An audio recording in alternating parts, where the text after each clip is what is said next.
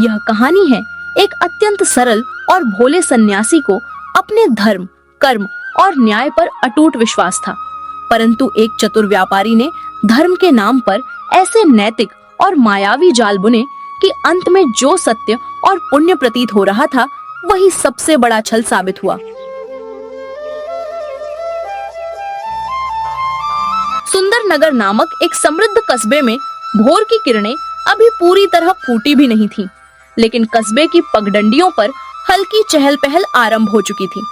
कस्बे के मध्य में स्थित प्राचीन शिव मंदिर के प्रांगण में एक सन्यासी ध्यान मग्न बैठे थे। उनका नाम था स्वामी सत्यानंद। बाहरी रूप से वे अत्यंत त्यागी और सिद्ध महात्मा प्रतीत होते थे, परंतु स्वामी सत्यानंद की आंखों में ज्ञान के प्रकाश से अधिक अज्ञान की एक भोली चमक थी। वे वर्षों से दिशा दिशा भटक कर प्रवचन देते आ रहे थे। धर्म की बातें वे बड़ी बड़ी करते, ग्रंथों के श्लोक भी सुनाते, पर उनकी अपनी समझ बहुत सीमित थी। वे जो सुनते बिना उसकी गहराई में उतरे उसे ही परम सत्य मानकर दोहराने लगते थे।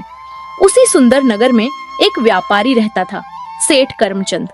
करमचंद कुशाग्र बुद्धि वाला, अत्यंत चतुर और पाई पाई का हिसाब रखने वाला व्यक्ति था। उसकी गल्ले और वस्त्रों की एक बड़ी दुकान थी। उसका मस्तिष्क किसी शतरंज के खिलाड़ी से कम नहीं था। वह हर ग्राहक की मनोवैज्ञानिक कमजोरी को भांप लेता था। एक दिन जब स्वामी सत्यानंद मंदिर के बाहर बैठे भक्तों को आशीर्वाद दे रहे थे, तभी सेठ करमचंद का वहां से गुजरना हुआ। उसने सत्यानंद को गौर से देखा और उनकी सतही बातों को सुनकर तुरंत समझ गया कि यह सन्यासी जनता के बीच पूजनीय अवश्य है, परंतु भीतर से अत्यंत नासमझ है। करमचंद के चतुर मस्तिष्क में लाभ की एक नई योजना ने जन्म लिया। प्रणाम स्वामी जी, आपकी असीम कृपा और तपस्या के प्रताप से ही ये सुंदर नगर फलता फूलता है। आपके पावन दर्शन मात्र से ही मेरे जैसे तुच्छ संसारी के जन्म जन्मांतर के पाप भस्म हो जाते हैं। कल्याण हो वत्स, ये सब तो परम पिता परमेश्वर की लीला है। मैं तो केवल उनके चरणों की धूल हूँ, उनका एक निमित्त मात्र हूँ। कहो, तुम्हारी क्या जिज्ञासा है? महाराज, मैं ठहरा एक साधारण सा व्यापारी, दिन रात धन कमाने के चक्कर में उलझा रहता हूँ, परंतु अब मेरी आत्मा जागृत हो गई है। मैं चाहता हूँ कि मेरा व्यापार भी धर्म और पुण्य के मार्ग पर चले। क्या आप मुझ अज्ञानी को कोई ऐसा मार्ग सुझाएंगे जिससे मेरा व्यापार भी हो और ईश्वर की सेवा भी? स्वामी सत्यानंद को यह सुनकर अत्यंत प्रसन्नता हुई। उन्हें लगा कि उनके उपदेशों से एक लोभी व्यापारी का हृदय परिवर्तन हो रहा है, जबकि वास्तविकता यह थी कि वह स्वयं उस छल्ये के बिछाए जाल में कदम रख रहे थे। अति उत्तम विचार है वत्स। यदि तुम अपने व्यापार को धर्म से जोड़ना चाहते हो तो मेरा ये सूत्र याद रखो।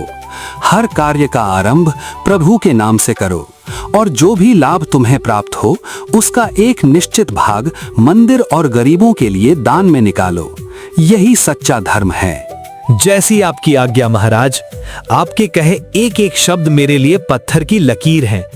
आज से मेरा व्यापार केवल मेरा नहीं, धर्म का कार्य होगा। अगले ही दिन सुंदर नगर के निवासियों ने एक अद्भुत दृश्य देखा। सेठ करमचंद की दुकान के बाहर एक विशाल और आकर्षक स्वर्ण अक्षरों वाला बोर्ड लगा था, जिस पर लिखा था, धर्मार्थ भंडार। यहाँ हर वस्तु धर्म के नियमों के अनुसार बेची जाती है। आपकी हर खरीद का एक हिस्सा सीधे मंदिर के निर्माण और धर्म के कार्यों में दान किया जाता है। यह देखकर भोले भाले नगरवासी गदगद हो गए। उन्होंने सोचना शुरू कर दिया कि सेठ करमचंद कितना धर्मात्मा हो गया है। धीरे धीरे उसकी दुकान पर ग्राहकों की भारी भीड़ उमड़ने लगी। लोग बिना किसी मोलभाव के सामान खरीदने लगे, क्योंकि उन्हें लगता था कि मोलभाव करने से उनके पुण्य में कमी आ जाएगी। उधर स्वामी सत्यानंद भी अत्यंत प्रसन्न थे। मंदिर में अब नित्य नए दान आने लगे थे। कभी स्वर्ण मुद्राएं, कभी उत्तम रेशमी वस्त्र, तो कभी बोरियों में भरकर अन्न। सन्यासी को भ्रम हो गया था कि यह सब उनके आध्यात्मिक प्रताप का परिणाम है, पर सत्य तो कोसों दूर था। करमचंद ने हर वस्तु का मूल्य बाजार भाव से दोगुना कर दिया था। उस अतिरिक्त मुनाफे का केवल 10वां हिस्सा वह दान करता और बाकी सारा धन अपनी तिजोरी में भर लेता। एक दोपहर दीनदयाल नाम का एक बूढ़ा और गरीब किसान करमचंद की दुकान पर बीज और दाल खरीदने आया। अरे सेठ जी, ये दाल और बाजरा इतना महंगा क्यों दे रहे हैं? पिछले महीने तक तो इसके दाम आधे थे। अरे दीनदयाल काका, आप समझे नहीं। अब ये केवल पेट भरने का अन्न नहीं रहा, ये तो धर्म का प्रसाद बन गया है। आप जो अधिक मूल्य चुका रहे हैं वो सीधे मंदिर के कलश में जा रहा है। इससे आपके परलोक का खाता मजबूत होगा और आपको महापुण्य की प्राप्ति होगी। हाँ, बात तो तुम्हारी सही है। अगर इससे मुझे और मेरे परिवार को पुण्य मिलेगा तो महंगा ही सही, भगवान के नाम पर कुछ ज्यादा चला भी गया तो क्या हर्ज है। कुछ दूरी पर बैठे स्वामी सत्यानंद यह सब दृश्य देख रहे थे। उनका सीना गर्व से चौड़ा हो रहा था कि उनके एक उपदेश ने पूरे नगर को धर्म के मार्ग पर ला खड़ा किया है। दिन पंख लगाकर उड़ने लगे और सेठ करमचंद का व्यापार पूरे राज्य में सबसे बड़ा हो गया। एक संध्या करमचंद ने स्वामी सत्यानंद को अपने आलीशान भवन में भोजन पर आमंत्रित किया। 56 भोग खिलाने के पश्चात सेठ ने चांदी के सिक्कों से भरी एक भारी रेशमी थैली स्वामी जी के कमंडल के पास रख दी। महाराज, ये सब आपके श्री चरणों के प्रताप का ही फल है। कृपया इस तुच्छ भेंट को धर्म कार्यों के लिए स्वीकार करें। आयुष्मान भव वत्स, तुम वास्तव में धर्म के सच्चे ध्वजवाहक बन गए हो। उस रात सत्यानंद अपनी कुटिया में सो नहीं पाए। वे उन सिक्कों को बार बार देखते और सोचते कि यदि वे ऐसे ही अन्य व्यापारियों को भी धर्म सिखाएं तो कितना दान आएगा। वे इस बात से पूरी तरह अनभिज्ञ थे कि धर्म के नाम पर वे लालच के एक गहरे दलदल में धंस चुके हैं। उधर अपने कक्ष में बैठा करमचंद अपनी तिजोरी गिनते हुए ठहाके लगा रहा था। मूर्खों की इस दुनिया में धर्म का व्यापार सबसे सुरक्षित और लाभदायक है। बस सामने वाला अज्ञानी होना चाहिए, और स्वामी जी से बड़ा अज्ञानी इस नगर में कोई नहीं। नगर में सब कुछ सामान्य और पवित्र प्रतीत हो रहा था, परंतु भीतर ही भीतर शोषण की एक गहरी खाई खुद चुकी थी। लोग पहले मंदिर में शीश नवाते और फिर सीधे करमचंद की दुकान पर लुटने के लिए पहुंच जाते, परंतु भ्रम का यह आवरण अधिक समय तक टिक नहीं सका। एक दिन कौशल्या नाम की एक गरीब विधवा महिला, जिसके वस्त्र तार तार हो चुके थे और आंखों में संघर्ष की गहरी थकान थी, स्वामी सत्यानंद के पास आई। महाराज, मेरे घर में 3 दिन से चूल्हा नहीं जला है। बच्चे भूख से बिलख रहे हैं। मैंने पूरे नगर में सुना है कि सेठ करमचंद की दुकान से सामान लेने से धर्म होता है और पुण्य मिलता है, पर मेरे पास तो सामान्य अन्न खरीदने के भी पैसे नहीं हैं। वहाँ का महंगा सामान कैसे लूं? क्या जो गरीब है उसे धर्म और पुण्य कमाने का कोई अधिकार नहीं है? स्वामी सत्यानंद के होठों पर हमेशा रहने वाला रटा रटाया उत्तर आज अचानक ठहर गया। उन्होंने कौशल्या की ढंसी हुई आंखों में देखा। वहाँ भूख थी, पीड़ा थी और एक मूक प्रश्न था। क्या वे उसे महंगा सामान खरीदने की सलाह दे सकते थे, केवल इसलिए क्योंकि उस पर धर्म का ठप्पा लगा है? पुत्री, ईश्वर भाव का भूखा है, धन का नहीं। तुम्हें जो उचित लगे, जहाँ से तुम्हारा सामर्थ्य हो, वहीं से अन्न ले लो। कौशल्या तो निराश होकर चली गई, परंतु वह अपने पीछे स्वामी सत्यानंद के मन में एक वैचारिक भूकंप छोड़ गई। उसी शाम नगर का एक पढ़ा लिखा और जागरूक युवा विवेक सेठ करमचंद की दुकान पर पहुंचा। सेठ करमचंद, तुम नगर वासियों को मूर्ख बनाना बंद करो। तुम धर्म के नाम पर वस्तुओं के दाम तिगुने कर रहे हो। ये दान नहीं, सरेआम लूट है। अरे विवेक बाबू, आप जैसे पढ़े लिखे लोग धर्म का मर्म क्या समझें? धर्म और लाभ एक ही सिक्के के 2 पहलू हैं। यदि मैं लाभ ही नहीं कमाऊंगा तो मंदिर में दान कैसे करूंगा, और यदि दान नहीं होगा तो धर्म कैसे बचेगा? परंतु क्या धर्म के नाम पर लोगों की मजबूरियों का फायदा उठाना और उनसे अधिक धन वसूलना पाप नहीं है? मैं किसी की जेब में हाथ डालकर पैसे नहीं निकालता। लोग अपनी स्वेच्छा से, अपनी श्रद्धा से आते हैं। अगर उन्हें अधिक मूल्य देकर आत्मिक शांति मिल रही है तो इसमें मेरा क्या दोष? विवेक और करमचंद की यह बहस धीरे धीरे पूरे नगर में फैल गई। नगर 2 गुटों में बंट गया। इसी बीच सुंदर नगर पर प्रकृति का प्रकोप टूट पड़ा। भयंकर सूखा पड़ा। बारिश की एक बूंद नहीं गिरी। खेत बंजर हो गए और हाहाकार मच गया। ऐसे संकट के समय में जहां लोगों को सच्चे सहारे की आवश्यकता थी, करमचंद ने इसे भी एक सुनहरा अवसर माना। उसने अन्न के दाम आसमान पर पहुंचा दिए और एक नई घोषणा करवा दी। सुनो सुनो नगरवासियों, इस घोर संकट काल में जो भी धर्मार्थ भंडार से अन्न खरीदेगा उसे 100 गुना अधिक पुण्य प्राप्त होगा और ईश्वर उसे अकाल से बचाएगा। भयभीत और लाचार लोग अपनी बची खुची पूंजी लेकर दुकान पर टूटने लगे। यह सब देखकर स्वामी सत्यानंद की आत्मा चीत्कार कर उठी। कौशल्या एक बार फिर मंदिर आई। इस बार वह पूरी तरह टूट चुकी थी। महाराज, मैंने अपनी झोंपड़ी गिरवी रखकर आपकी कहे अनुसार धर्म का अन्न खरीदा था ताकि भगवान हम पर कृपा करें, परंतु आज मेरे पास न घर बचा है न अन्न। मेरे बच्चे मृत्युशैया पर हैं।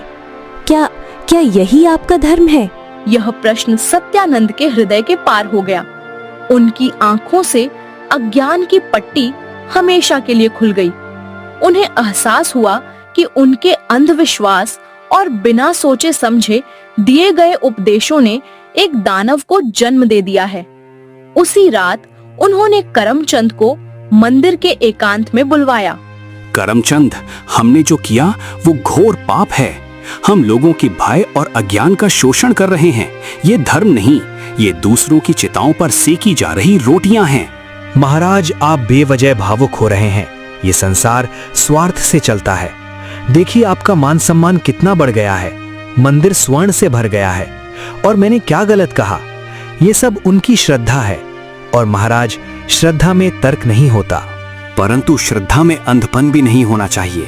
मेरा कर्तव्य सत्य दिखाना था, न कि उन्हें भ्रम के दलदल में धकेलना। मैं कल ही पूरे नगर के सामने इस सत्य को उजागर करूंगा। सोच लीजिए स्वामी जी, यदि आपने ऐसा किया तो मेरा व्यापार तो बाद में डूबेगा, पहले आपकी प्रतिष्ठा खाक में मिल जाएगी। लोग आपको ही पाखंडी और दोषी ठहराएंगे।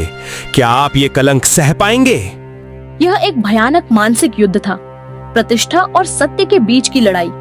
रात भर सत्यानंद शिव प्रतिमा के समक्ष बैठे रहे। भोर की पहली किरण के साथ ही उनका निर्णय हो चुका था। अगली सुबह मंदिर के प्रांगण में पूरे सुंदर नगर की भीड़ जमा थी। विवेक, कौशल्या, दीनदयाल और सेठ करमचंद भी वहां उपस्थित थे। करमचंद को विश्वास था कि सन्यासी अपनी प्रतिष्ठा बचाने के लिए मौन रहेगा। मेरे नगरवासियों, आज मैं तुम्हें धर्म का वो सत्य बताने जा रहा हूँ जिसे समझने में मैंने स्वयं अपना आधा जीवन नष्ट कर दिया। मैंने तुम्हें सिखाया था कि दान करना धर्म है, परंतु आज मैं सबके सामने ये स्वीकार करता हूँ कि मैं महामूर्ख और गलत था। धर्म केवल धन देने में नहीं है। यदि तुम्हारा दान किसी गरीब के पेट की आग बुझाने के बजाय किसी व्यापारी की तिजोरी भरता है, यदि तुम्हारा पुण्य किसी और के कष्ट का कारण बनता है, तो वो दान नहीं, महापाप है।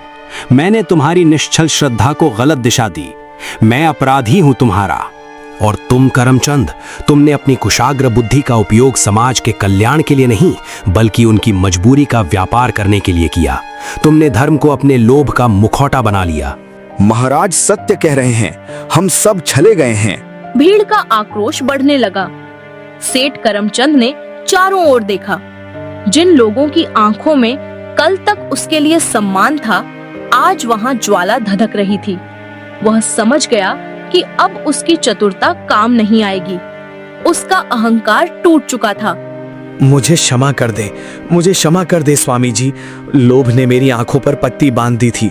मैं वचन देता हूँ, मैंने जो भी अनुचित लाभ कमाया है वो मैं पाई पाई इस अकालग्रस्त नगरवासियों को लौटा दूंगा। आज के बाद मेरा व्यापार केवल सत्य और न्याय पर आधारित होगा। करमचंद ने अपना वचन निभाया। उसने अपनी सारी संचित संपत्ति अकाल पीड़ितों के लिए खोल दी। धर्मार्थ भंडार का वह भ्रामक पट्ट हटा दिया गया और वहां लिखा गया, सच्चाई और न्याय ही परम धर्म है। दूसरी ओर स्वामी सत्यानंद ने मंदिर का त्याग कर दिया। वे समझ चुके थे कि सच्चा धर्म केवल प्रवचनों और कमंडल में नहीं बसता। वे अब लोगों के बीच रहकर, उनके खेतों में काम करके, उनके कष्टों में भागीदार बनकर उन्हें सही मार्ग दिखाने लगे। मित्रों, इस कहानी का मुख्य सार यही है, धर्म का वास्तविक मूल्य उसके बाहरी आडंबर या दिखावे में नहीं, बल्कि समाज पर पड़ने वाले उसके प्रभाव में है। न्याय और धर्म का सच्चा अर्थ वही व्यक्ति समझ सकता है जो अपने व्यक्तिगत स्वार्थ और लाभ से ऊपर उठकर दूसरों के हित और पीड़ा को महसूस कर सके। अंधभक्ति और अज्ञान हमेशा शोषण को जन्म देते हैं, जबकि सच्चा ज्ञान सही समय पर सही निर्णय लेने का साहस प्रदान करता है। आज की यह प्रस्तुति यहीं समाप्त होती है। यदि इस कहानी ने आपके विचारों को एक नई दिशा दी हो तो अपने विचार कमेंट्स में अवश्य साझा करें। मिलते हैं अगली ज्ञानवर्धक कहानी के साथ। तब तक के लिए धर्म के सच्चे मार्ग पर चलते रहें। जय श्री राम।